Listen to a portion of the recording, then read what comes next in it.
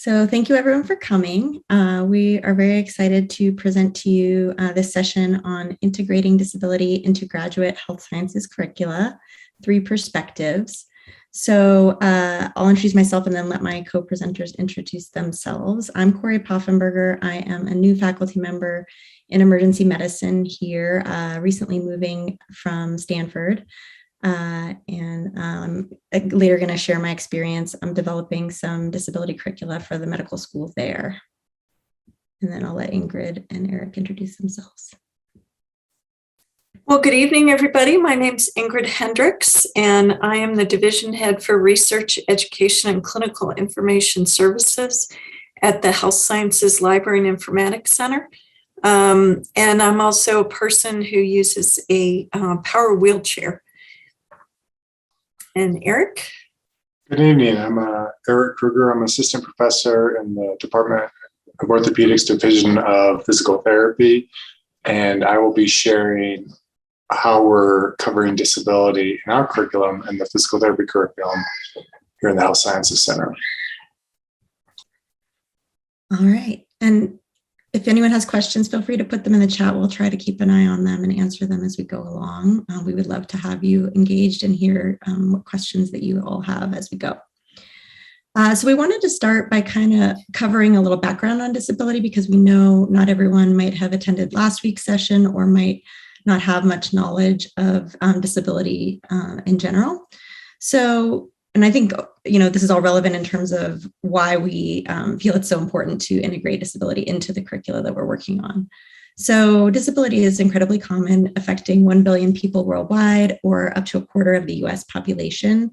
In my world in emergency medicine, it comprised 40% of emergency department visits in one study, 40% of patients, emergency department visits. And so we know that healthcare providers are interacting with people with disabilities on a daily basis. The ADA definition of disability states that any person who has a physical or mental impairment that substantially limits one or more major life activities, has a record of such impairment, or is regarded as having such impairment, will be considered as having a disability under the law. So you can appreciate that it's trying to be inclusive and to capture all of those who might be impacted by disability and require legal protection. In terms of types of disabilities, we're talking about a wide variety, everything from physical disabilities to psychiatric disabilities, learning disabilities, and attention disabilities like ADHD, blindness or low vision, patients who are deaf or hard of hearing. And then some populations people don't think about include those who have chronic medical conditions that would qualify them to meet the criteria to be disabled. So I like this definition of disability that the WHO uses, which states that disability is an umbrella term covering impairments, activity limitations, and participation restrictions. And disability is thus not just a health problem, but rather a complex phenomenon reflecting the interaction between features of a person's body and features of the society in which he or she lives. So it really encompasses all a variety of aspects of a person's life and doesn't focus just on the individual characteristics or the restrictions that a person with a disability might have. So what that WHO definition does is really incorporate a social model of disability. So the model of disability that is commonly used in healthcare settings is more of a medical model of disability. And this model states that people are disabled by their impairments or differences. And the primary goal is to change or fix those differences to allow the person to more freely function in society. So I like to use a model of a shape sorter to explain this because I don't know, all my life is all about puzzles and children at home. But so if you think about the medical model of a disability, you think about a shape sorter that only has 3 shapes that are allowed. And so if you have a shape that isn't one of those, then that person doesn't fit in. And they need to be made to fit one of those shapes to be included and participate in society. In contrast, the social model of disability states that people are disabled more by the features of the society in which they live. And it focuses on removing barriers that limit participation for people with disabilities. so that they can be more free and independent in the world around you. Sorry, my screen just stopped sharing for some reason. I don't know what just happened. My apologies. So the social model of disability is more like a shape sorter with 3 different sides, where you create access by removing barriers and create an environment that is inclusive for all. So people with disabilities experience substantial health disparities, and we're going to go over a few of those just now. So in terms of disparities among access to care, adults with disabilities aged 18 to 44, 1 in 3 do not have a usual healthcare provider. 1 in 3 have an unmet healthcare need because of cost in the past year. And 1 in 4 did not have a routine checkup in the past year. So you can see that there are many access barriers that people with disabilities are impacted by. In non-elderly adults with mobility limitations, they were less likely to also to receive preventive health services such as blood pressure screening or cholesterol screening when compared with non-disabled adults. In terms of chronic disease, adults with disabilities are 3 times more likely to have heart disease, stroke, diabetes, or cancer, and 2 times as likely to smoke. And then when it comes to violence and injury, unfortunately, there's an increased risk of unintentional injury for people with disabilities, and that disability is actually as great or greater risk for unintentional injury than age, sex, gender, race, or education. Women with disabilities and those with cognitive disabilities are actually those that are most greatly impacted in this. People with disabilities are 1.5 times more likely to be victims of non-fatal violent crimes and 2 times more likely to be victims of rape or sexual assault. Talking about COVID, and a little plug for the session next week, which is going to be talking more about COVID and disability. Those with developmental and intellectual disabilities were actually at highest risk for death during COVID. You can see from this graph that the highest mortality rates were in those with developmental disorders, lung cancer, and then after that, intellectual disabilities and related conditions, and then 4th, spina bifida and other nervous system abnormalities. So 3 of the top 4 are all related to disabilities. Some other specific disparities that were highlighted by the COVID pandemic include inaccessible health information about COVID, for example, no consistent information in Braille or American Sign Language, the rationing of medical goods with limited resources, so biases toward ableism and triaging care, and thinking about crisis standards of care, which I know we're still kind of in that mix. Support networks were affected by stay-at-home orders. People with disabilities could not get the supports that they needed. And then individuals with disabilities were more likely to be living in close-quarter communities, which impacted the mortality rates that they experienced. So if you're thinking about this from a medical model and thinking about what causes these disparities, you might think of a person with a disability and think of the fact that they have chronic health conditions or physical or communication differences, and then feel that those underlying disabling conditions are what causes the disparity. And therefore, the solution is to fix or cure those underlying conditions rather than to pay attention to the environment and try to adapt the environment to be more inclusive and accessible for people with disabilities. So in this model, the medical model approach, the problem is the individual and the focus is on the individual.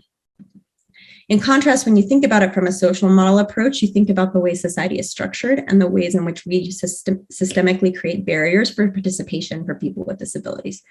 And so in this approach, the underlying cause of healthcare disparities is really ableism. And we are trying to address that from multiple aspects. So how does ableism cause healthcare disparities? Well, if you think about a disabling world and the way, again, society is structured, then you can see that there are environmental barriers for people with disabilities. And that can be everything from a lack of accessible parking or ramps to the way furniture is arranged to, for someone with a physical disability, there can be many things like that. Organizational barriers, so what are the policies and procedures that we implement in our clinics? For example, patients with disabilities might have difficulty with transportation. Are we creating barriers by not allowing them access through transportation, through our policies, through our cancellation policies, through our scheduling policies about when they can arrive at clinic?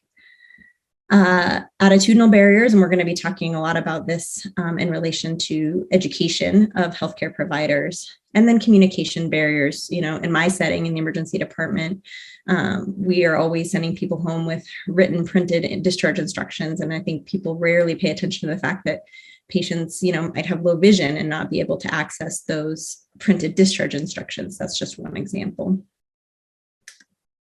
So there are many barriers to healthcare for people with disabilities. And at the tip of this spear really is the healthcare provider. And unfortunately, healthcare providers traditionally have gotten poor training on interacting and caring for people with disabilities.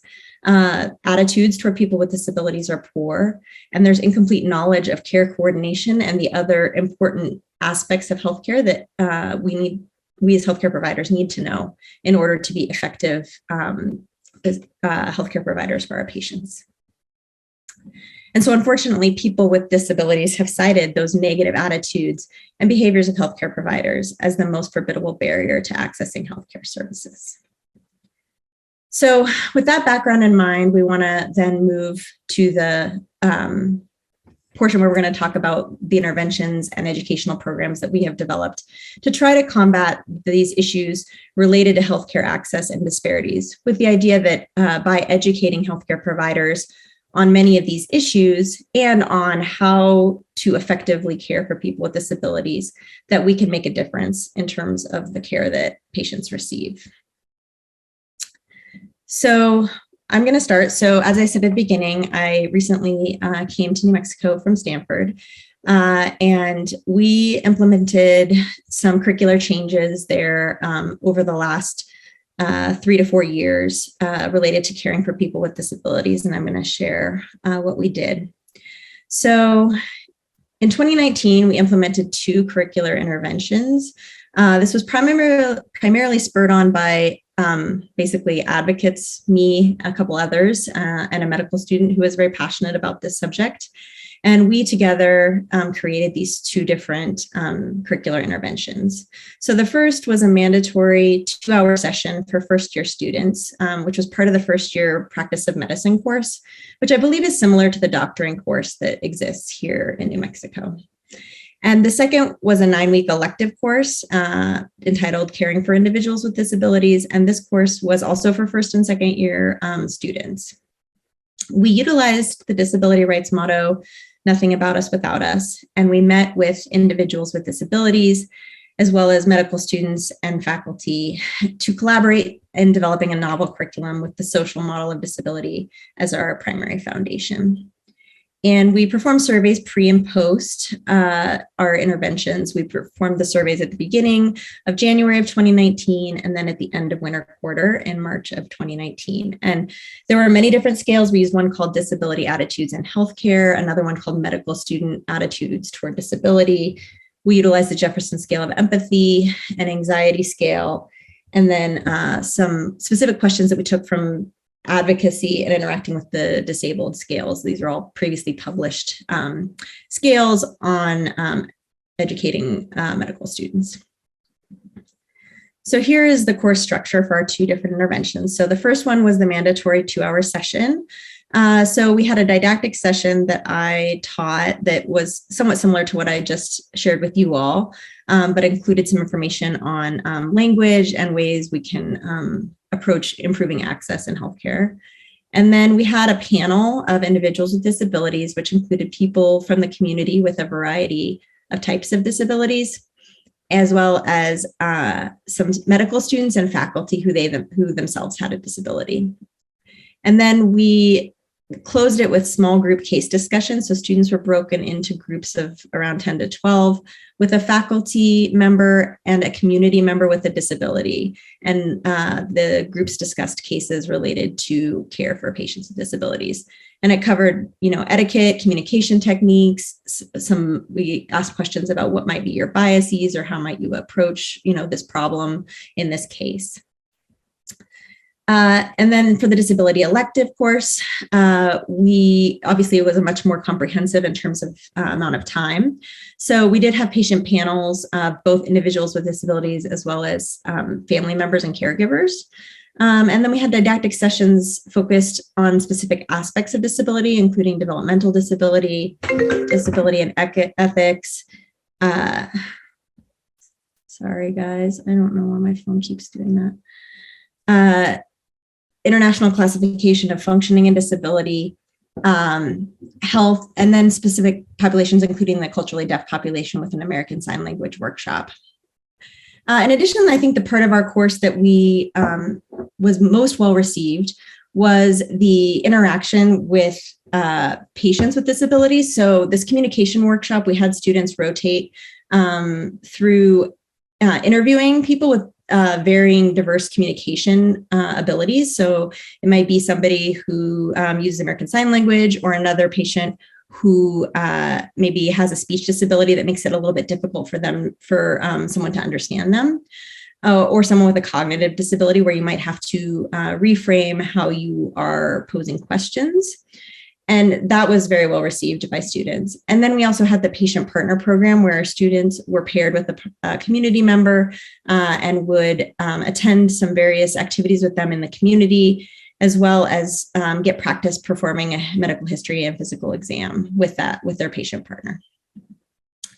So here are the results from our study. And what we found was that one of the attitude surveys did not show a significant difference pre and post. The medical students' attitudes toward persons with disabilities did in fact show a change pre and post that was also maintained on a delayed post that we performed about 5 or 6 months later. But there was no change in the empathy scale or anxiety scale. And then some of these specific questions, which come from those advocacy scales that I mentioned, did show a significant difference. So students felt more confident in communicating with patients with disabilities, in their understanding of disability. They felt more confident in the knowledge of barriers of access to care, and in their understanding of barriers to participation. The disability elective has some similarities in that it, again, showed no difference on one of the attitude scales, but did show improvement in the medical students' attitude toward disability scale. Interestingly, the elective also showed a reduction in anxiety, which we believe was likely due to increased hands-on experience and increased time interacting with people with disabilities. Similarly, they also felt more confident in their understanding of disability and the knowledge of barriers. The other one that was interesting for the elective was they felt more prepared to take care of patients with disabilities. And that was a little different than the 2-hour required course. So student feedback, students gave us great feedback on both sessions. The mandatory session, the students' favorite part was the patient panel, not surprisingly, because they always really like hearing from patients. And 80% of students were interested in further education on disability. Specifically, what they wanted was concrete tips for how to provide accommodations and etiquette for interviewing and physical exam. In our elective course, again, patient engagement sessions, the panels, and the communication workshop and the partner program were the things that the students valued most highly, and they requested more hands-on skill sessions in the curriculum. So after that initial year, since then, we incorporated a specific physical exam workshop as well into the elective. So comparing the required session versus the elective, you can see there was a greater improvement in attitudes with the elective and a reduction in anxiety in the elective that was not present in the required course. So really from this, we felt like there was value in that hands-on time and that hands-on experience. And if we could get more of that into the required curriculum, we would have a greater impact on the care for people with disabilities. So I think the challenges to success in terms of implementing disability curricula, time in the required curriculum is tough. There are many topics that need to be taught, and finding creative ways to maybe incorporate disability health with other topics is kind of necessary in order to get time in the required curriculum. Of course, developing relationships with the disability community is necessary in order to do the kind of teaching that we need to be doing with partnerships with them. Coordinating with community members can be a little bit challenging. For our elective, we did it in the evenings because some of our community members had work or things that they couldn't miss in order to be participating in our course. And as I alluded to earlier, sometimes transportation was an issue for some of our community members. And then when COVID happened, of course, we went virtual. And so we were able to successfully do the communications workshop virtually, as well as the patient partner program. But some of those things like the physical exam workshop were not able to be done due to COVID restrictions. So that is all I have for my session. If anybody has any questions, I can answer them, or we can just move on to Ingrid.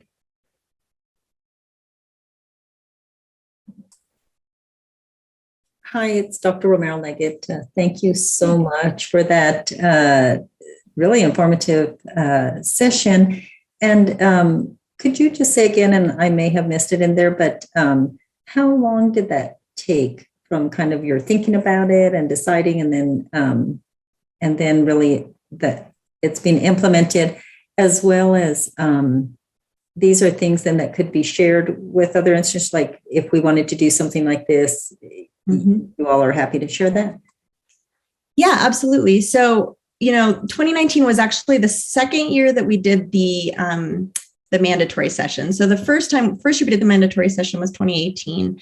And I would say we started, it took a couple months of planning. And I think, again, the trickiest part was making sure that we had enough community members to really make it valuable and represent a wide perspective of the disability community in terms of both the patient panel and the cases. And then similarly for the elective, we had to build on those relationships. Unfortunately, I worked with a medical student named Richie Sapp, who had been a Stanford undergrad and had taught a disability undergraduate course. And he had many community contacts. And then, we kind of just built it from there. There are some examples of published disability curricula out there. And this one we're actually currently writing up for Journal Plus. We're planning to put it in MedEd portal so that hopefully other oh, great. Yeah, that'll be wonderful. So probably the hardest and maybe most time consuming was actually finding a place in the curriculum then, right? Yes. That probably took the longest, maybe a year or something. Yeah. And, they were very willing, well, not very, but like at that point, they were expanding a lot of the practice of medicine course to include, a lot of DEI issues related to care of gender minority patients and racial minority patients. And so the timing was right that we could be included in kind of that broadening of the program. But it does require, commitment from the institution on that this is important, Great. No, thank you so much. I appreciate it. Thanks. Thank you so much, Corey. Appreciate that. Do you mind being the slide Not at all. person? Great, thank you. So I wanted to talk about the evolution of the disability curriculum that I created for the UNM School of Medicine. So if you switch to the next slide. So this came out of, as many things do, personal experience. I was hospitalized and had a really bad experience with healthcare providers in the hospital, and had thought that, oh, well, they should know how to deal with someone with disability in the hospital. And that was completely not correct. So I was complaining about this to a colleague, and she was like, well, you should think about doing a class on this to educate people. So first off, I wanted to find out, is this being taught already in the curriculum? I wasn't aware if it was or not, and did an informal survey of some medical students and residents, and they were like, no, we really don't get any instruction in this, and it would be really helpful. I approached the School of Medicine Curriculum Committee, and they had said they'd recently been dinged by LCME for having this gap in their curriculum related to rehabilitation. So with a colleague of mine, I created a PBL case. At the time, we were doing problem-based learning in connection with one of the internists. And we created this case. We were all excited about it, and we shopped it around to a number of the different block chairs, and they were like, no, I think that would go in another block. No, I think this would go in another. Great case, but no, I think maybe this other block. So after banging on a number of different doors, someone had suggested, well, how about if you did it as a perspectives in medicine elective? And in the meantime, I had done a poster presentation at the New Mexico Public Health Association because I wanted to see if there were other medical schools that were doing this. And at the time, there were only about 12 that had reported that they were doing any kind of disability curriculum. I think that's hopefully changed quite a bit. So anyway, I developed this elective, which was offered in 2014 and 15. A lot of the content was adapted. The World Institute on Disability had a curriculum for health professionals. And then the Perspectives in Medicine electives went away. School of Medicine had another curriculum change. And luckily it was scooped up into the Doctoring 4 curriculum. So next slide. So the course that was done as an elective, we were able to do that over 6 weeks. And I think each session was about an hour and a half. So we had more opportunity to do more, as Corey had talked about with her elective. We were able to bring in a panel of people with disabilities to talk to the students. We gave them scenarios to look up resources that they could find to help support people with disabilities who might come into their clinic or they had patients. We got a panel together of interprofessional providers to allow students an interprofessional opportunity, but also to understand how it kind of takes a village of a number of different types of providers to care for someone with disabilities. So they talked about how they coordinated their care, their different roles in working with people with disabilities. And then we had students complete a checklist of their continuity clinic and asked them to go through and look at their clinic and see how well it was in terms of access. So next slide, please. So when we redid the, when we redid the curriculum based on student feedback, because we just run it once, we also were fortunate in that we got a fourth-year medical student who was doing a medical education rotation. And it was really great to have her perspective as a medical student, what would work, not work. One thing we realized was, and I don't know, Corey, with your experience, but having a panel didn't work very well. Students just sort of sat there and nobody wanted to be the one to ask the question. They felt very shy. So we decided to do it in small groups. And so like 5 students were with one person with a disability. And that was great. Students loved it. They really asked a lot of questions. They felt a lot more comfortable. And then we did the accessibility checklist again, and it was such an eye-opener for the students because being that they are physically able-bodied, they were like, I didn't even think of some of these things. This never occurred to me. And I thought, you know, it's a healthcare situation. It would be totally accessible.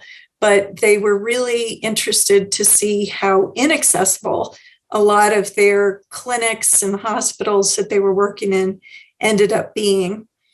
And we asked them to do a short reflective paper, asking them how they would use the knowledge they gained during the elective in their practice. And then, of course, we wanted any suggestions they had for improving the elective.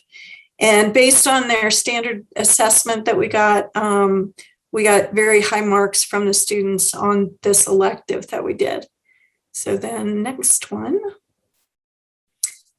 So then this morphed into, from a 5-session elective that was about a total of 7.5 hours.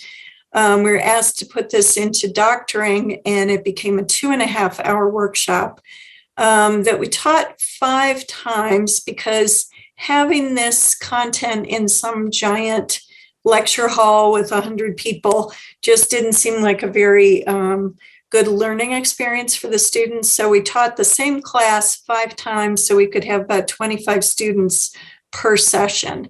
And I originally started teaching it with a colleague of mine who ended up moving into another management position and wasn't able to give me the time for this. But I was very fortunate. A friend of mine, Lisa McNiven, who gave the first presentation we had on disability culture, and is also going to be facilitating the presentation on Thursday. She's a disability specialist from the Governor's Commission on Disability. She's a deaf woman, so she brought that perspective. And the students really appreciated having two different disabilities reflected. And this session that they have in doctoring is mandatory, so all the students are required to go. We give them some pre-work of a video, an article about a person with a disability, and then we ask them again to complete that ADA checklist and to do a reflection based on the video, which is different scenarios interacting with someone with disability, and the article and the checklist. And then within the class, some of the topics that we discuss are disability and healthcare, sort of like what Corey was talking about. We talk about disability identity and the culture of disability, some tips for interacting with people with various disabilities and communication challenges, the role of physicians as gatekeepers for getting things for people with disabilities, wheelchairs, care, etc. But then also talking about people with disabilities as providers themselves. And this is an image of a student at University of Michigan who's a quadriplegic. I think by now he's probably graduated. So trying to talk to the students about reflecting diversity within their own population and having people with disabilities as providers.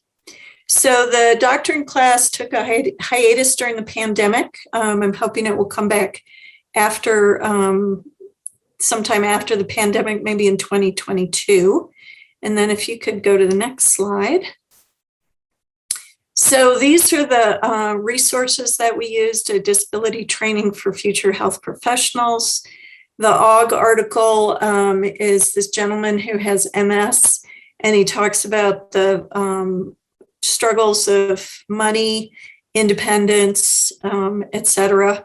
And it's sort of like a day in the life of a person with one particular type of disability. And then the checklist that we had them do. So next slide, please. We have tons of student reflection related to this course over time, but the comments on the left had to do with the checklist. Some of them being surprised about how non-compliant some hospitals are. Other students who had gone to SRMC were really excited that it was so well designed for people with disabilities. Others noticing things like heavy bathroom doors, nothing in large print or braille for people who are blind or deaf. And one student thought this was very interesting, said, well, it's not very accessible, but that's okay because I didn't see any people with disabilities at the clinic. So it's like, well, it's that sort of build it and they will come idea. And then over on the right, based on the article, students really didn't have a good handle on what was covered by Medicare in terms of personal care attendants, home modifications. They were also surprised at how independent and active someone with a severe disability can be. And the individual in the article talked about he had a family, but they were like, well, why didn't his family take care of him? And why didn't his daughters take care of him? And so that led to a really interesting discussion about different cultures and how people care for people with disabilities. And then various aspects of planning for his day and how much planning is involved for someone with disabilities. So next slide, which I think might be the last one. So I did not get the feedback from the Standardized School of Medicine evaluations, but we did our own evaluation and the students rated it as highly satisfied or satisfied. They found it very helpful. Really liked the fact that it was taught by people with disabilities and hearing our perspectives on interacting with the healthcare system. And we had some activities that we had the students do, and they felt like that was really helpful instead of just sitting and listening to a lecture. And I think that might be it for me. Yes. Anyone have any questions for Ingrid? We can also, if you want to put anything in the chat, or we can ask questions at the end. So Eric has time to present. True. All right, why don't we do that? Eric, why don't you get started and we'll see if there's questions. All right, thank you, everybody. So I'm Eric Krueger, again, assistant professor in the Division of Physical Therapy. I'm the new kid on the block here, both in terms of my role here at the HSC, but also in terms of this content as well. And so part of my presentation will be kind of my own sort of discovery and navigation into this territory. As you might kind of think, rehabilitation should probably have this base covered, in that a lot of patients come to us with health conditions that are associated with various forms of disability. And so, it should be something that we're well versed in. And that's probably true in some areas, but as I kind of delved into curricula and ideas related to this, I started to see potentially some gaps. So you can go to the next slide here. So how I got into this is when I joined faculty here in the Division of Physical Therapy about 3 years ago. I inherited a course called Biopsychosocial Practice, really designed to kind of give students a plethora of ways of thinking about the patient outside of the biomedical version, which they get in some ways, just being a part of a healthcare field. And I started looking at that curriculum, and my background is in working with individuals with chronic pain. Obviously, that has a high correlation with individuals with disability. And so I started to look at this curriculum in this course, and it didn't see anything really covering the idea of disability. And having a psychology background for my PhD, I was aware of kind of the social model of disability. And so then I started looking into literature, and really didn't see a lot of kind of overlap between the field of disability studies that really kind of covers the social model and physical therapy. And then I did find a couple of commentary pieces in our kind of mainstream journal called Physical Therapy. The first one occurred in 2011. And interesting enough, this is around this is the Disability Reconsidered, the Paradox of Physical Therapy. And I like both of these titles because they're sort of thought-provoking pieces, and they kind of draw you in with questions that the field doesn't necessarily have answers to. But this piece in 2011 really kind of focuses on the adoption of the ICF model, which we've already heard covered. That's the International Classification of Function, and this biopsychosocial model towards disability. Interesting, the WHO, developed this model in 2001. Physical therapy didn't adopt it to 2012. So this model, Disability Reconsidered, occurred prior to the physical therapy really adopting the ICF model, and that's less than 10 years ago. So, kind of just a point of interesting point there. And this other more recent, just this year published, Disability and Physical Therapy, a Complicated Relationship and an Uncertain Path Forward, really kind of highlights this idea of nothing without us, about us without us, and how the physical therapy community or profession is largely composed of relatively able-bodied individuals working with individuals across a spectrum of abilities, and really challenging the profession to kind of look critically at itself from various levels related to that. So those kind of drew me inward.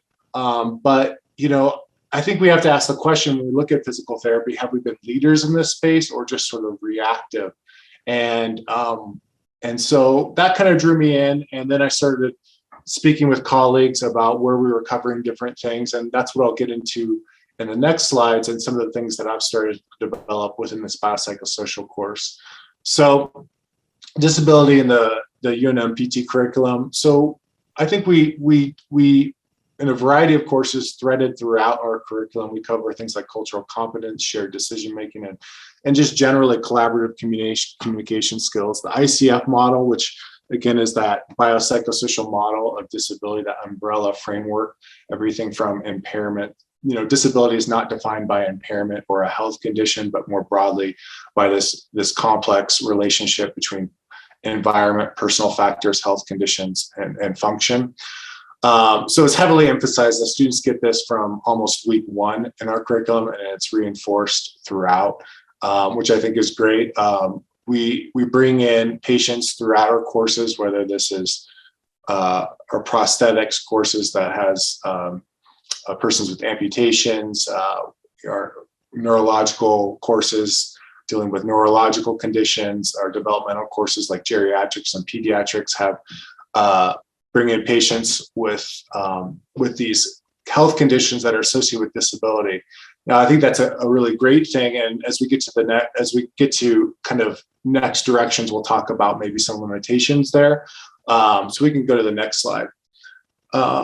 So what I tried to bring in, where I thought we were kind of missing some areas, and I've developed this within so PT learners are in our program for a total of 3 years. The first 2 years are didactic education. The second year is where I teach this course, biopsychosocial practice. And in a week within that course, which is, I'd say, we've kind of moved to this hybrid format of teaching. So, course hours are a little bit funny in that world, but I'd say it's about 4 to 6 hours of total content for this part.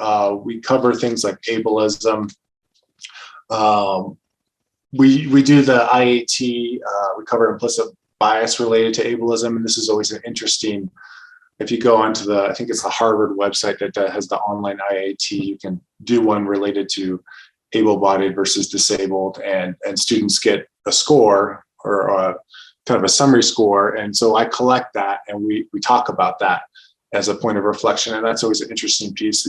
As a general background, I'd say PT students are fairly young, not all, and mostly a fair amount of them come from kind of a sports or more active background. So, I don't have statistics or any research on it, but it is slightly leaning towards able-bodied when we look at the group as a whole in terms of preferences. So I always think that's an interesting point we can talk about as the class. We do cover a little bit of history of disability activism in the U.S. context.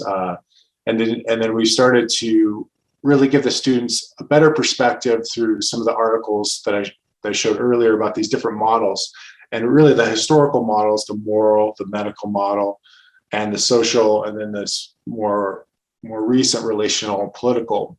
We cover things like universal design principles, how the benefits of making the built environment or any kind of environment, maybe just a built environment, more accessible benefits all people.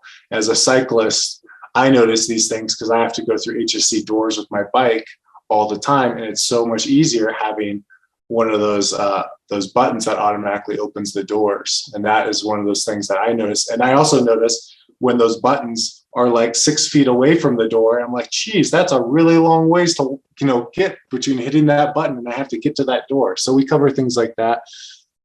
Disability is diversity, and then we try to counter some of the negative stereotypes that I think we see in rehabilitation settings. This is kind of specific to workers' comp or SSDI. Unfortunately, there are those negative stereotypes about patient, perceiving that a person is just attending therapy because of some secondary gain and things like that, and not looking at the patient through a more complex social kind of perspective and taking into account a variety of motivators of that patient.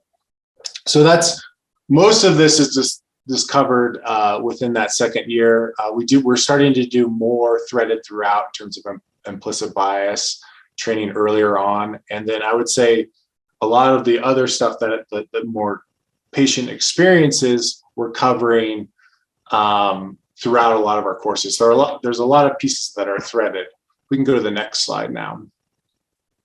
So what's ahead? So some of the areas that I think, so just a little bit of background in my teaching this, I've only taught this for 1 year, and I did this mostly in the uncertain COVID world. So I think there's a variety of ways to improve, but I think some of the areas that I want to see us start incorporating is them just building on the importance of disability, identity, and culture, giving students a way to kind of interact with that, understand that, and more detail. Need to center the conversation on the lived experience of disability and the experience of discrimination-related disability, both within the healthcare settings and potentially outside of this.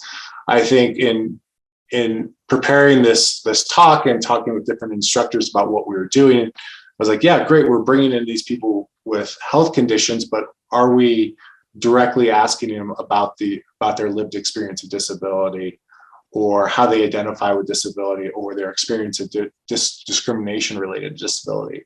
And the responses that I got is, well, if it comes up, So I think as rehabilitation professionals, I think we can do a better job of trying to highlight that.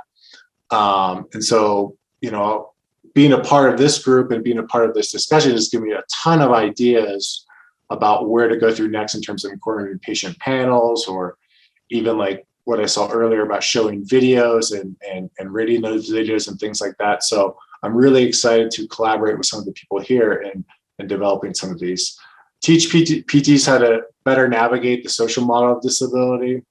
And as we saw from Corey, collect data and disseminate, because I think that's where what we need to be doing if we want to be leaders in this area. And I don't see a ton of that on the educational side. All right, so we can go to the next slide here. Some challenges. I think there's limited national guidance outside the ICF model. While the ICF model is sort of this biopsychosocial model, I think we as rehabilitation professionals, especially within physical therapy, have really focused on the relationship between body structure, function, impairment, and activity limitation. And probably spend a little bit less emphasis on when the patient really spends their lives, and that is participation domain. And so I think as physical therapists, figure out how to build this in. I think a lot about this in the context of chronic pain, but I think this overlaps with the area of disability. The curriculum, like Corey said, is already very, very full. And so now we're trying to add more stuff. So I think trying to do that efficiently in an integrated fashion is key, where it's not putting a tremendous amount of burden, and students can kind of see it integrated throughout our coursework. And then I think, as a profession, looking forward, looking at how we build better participation with those living with disabilities and collaboration with disability studies. And, as evidence of this, our recent educational leadership conference that just got over, I think last week, brought in a disabilities studies scholar and just talk about that collaboration. While I wasn't able to attend, this was one of the quotes from that, and really looking at individuals that are living with disabilities as bearers of knowledge and not just objects of study. And I think that has been my challenge in really trying to develop coursework that moves beyond just seeing the patient as a problem set, not a problem set like they're a problem, but like needs a solution, that we just manipulate variables to, this more rich lived experience, that they actually have this body of knowledge that we can draw upon. And that's challenging in a didactic framework to do that. And I think we've seen some great examples here. So I'm excited to kind of build on that. But yeah, and I don't know if there's another slide. Is there one more slide? That might be it for me. So hopefully I've left a few more minutes for some questions. Yeah, so I'm gonna stop the share so people can ask questions if they want to.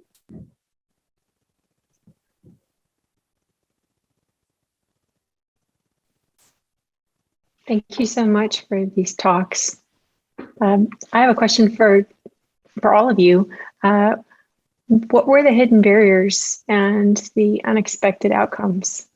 And third question, how did people take the curriculum and expand it? So I think the hidden barriers are sometimes not that hidden in terms of, of course, time in the curriculum, we talked about that, but also, ableism and bias exists, and it manifests, depending on different traits, it can manifest in different ways. And so, I can't give any specific examples, but there were times where I felt that a bit, that, we had to kind of justify the importance of what we were doing. And even to this day, like still haven't been able to fully integrate some of those features of the elective that we wanted to into the required curriculum. I think we might have been able to do it by now at Stanford had COVID not happened potentially, but I think so. I think those were barriers in my program. Yeah, I don't think they're particularly hidden. Like you said, Corey, time, of course, is the biggest stumbling block in getting space in the curriculum. I think for me personally, not being a physician, our department was under the School of Medicine. So I had a little bit of leeway of being able to teach in the curriculum, but it definitely was a challenge, I think, not being an MD, to be able to weasel my way into the curriculum and be able to teach this. But it took a lot of time and knocking on a lot of doors and trying to get that through. So yeah, it's a continuing challenge, I would say. I'd say reflect that. I mean, someone that's new coming into this area and as a younger professor, in a big organization, just trying to find who's done this before and tell me about, I've been just so happy to be a part of this because I've, got some great ideas and got some contacts now, people I can reach out to. But I think that was the biggest challenge and even building my own motivation and also being more of a researcher than clinician at this point. I'm not directly connected to these communities. So that's a challenge as well, as figuring out, okay, I have this idea about integrating these patient experiences. How do I get connected to them? And so I'm still figuring that out, but I think I put them more resources at this point. Then to your second part about how it's been expanded, again, we made modifications based on student feedback, so added different features to our elective, modified the cases for the required curriculum. And then I have just kind of started trying to expand my reach in terms of, initially I was only involved in this related to medical students, but now I lecture to emergency medicine residencies on this, national emergency medicine meetings, and I'm kind of trying to push into more of the GME space to, expand reach there. And I've done a number of presentations at various conferences, like primary care conferences, PA conferences, also to like neurology grand rounds, family resident school, I think it's called. So, and OT and nurse practitioners.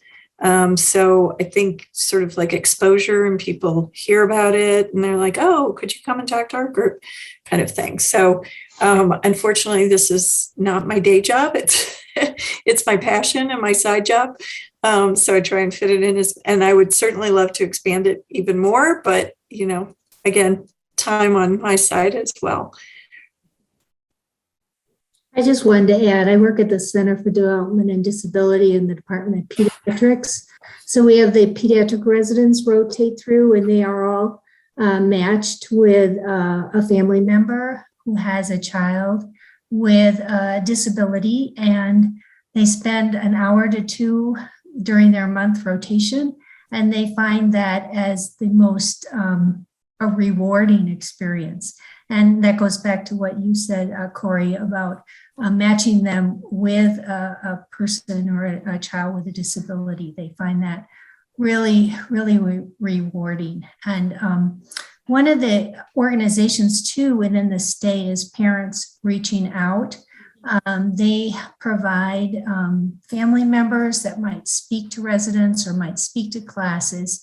So it's a great organization to connect with as you are thinking about trying to find folks who might be interested in talking to your medical residents or medical students too. Thank you. That's really interesting to hear that it's being done in pediatrics. That's great. Yeah, and when I was first started teaching this, I was trying to keep it very, objective, I guess, and not share a whole lot of personal stories. But the students were really like, no, we really want to hear exactly what happened and tell us all about your personal experiences. And they seemed to really enjoyed that part of the presentation. So that kind of surprised me because, like I said, I was trying to keep it pretty, clinical is quite the word, but not get into personal issues. And they were like, no, we want to hear all about that stuff. So We have like 1 or 2 minutes left. Are any last questions?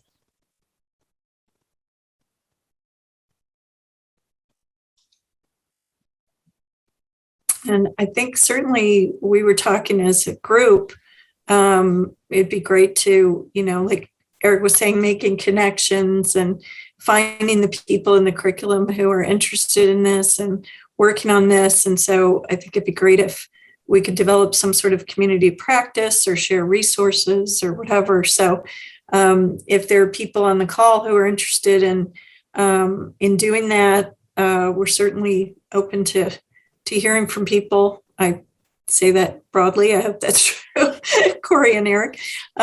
If y'all want to speak more about this or want to figure out ways to incorporate, we're happy to talk to people. Absolutely. Thank you for your time this evening. Thank you. That community Absolutely. practice sounds like an excellent idea.